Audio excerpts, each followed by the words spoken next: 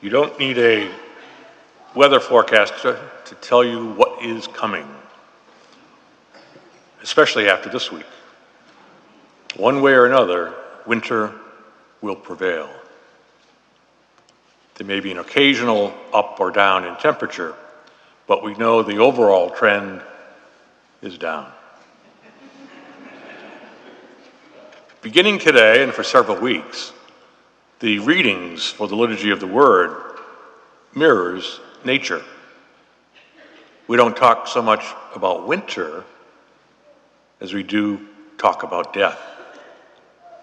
We speak not of shorter days, but the end of our days.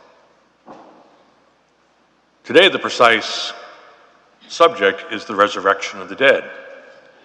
We hear that from the first reading from Maccabees and from the Gospel of Luke. Let's look particularly at the Gospel and see how it might be applied in our own lives. The way that Luke is structured, Jesus has been on a journey, heading towards Jerusalem, and now he has arrived. He's teaching in the temple where some Sadducees asked him a question. The Sadducees were a relatively small but influential Jewish party who believed only what was written in the first 5 books of the Bible. If it wasn't contained there, it didn't exist. And if you look at the first 5 books, there's no real mention of the resurrection of the dead. So they did not believe in it.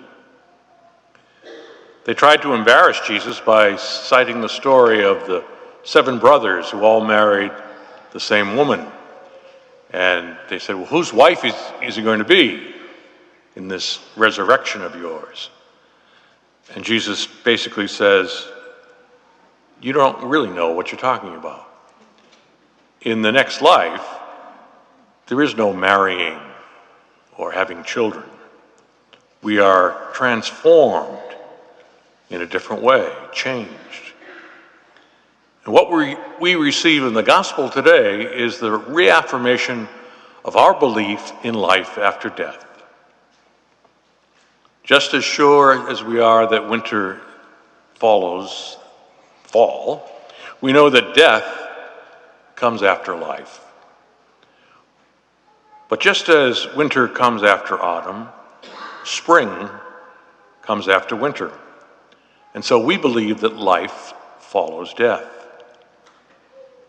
Among other things, today's gospel is inviting us to do 2 different things. One, to ponder our own limits. And secondly, to reaffirm the gift of unlimited life. Unlimited life that is ours in Christ. These 2 opposites need to be held in a healthy tension so that we know what is really important in this life. What we ought to do with the limited time that we have. I've quoted her before, but the poet Mary Oliver, in her poem A Summer's Day, poses this question. Doesn't everything die at last and too soon? Tell me, what is your plan? What is your plan to do with this one wonderful, precious life? A great question for all of us. What do you plan to do with your one wild and precious life?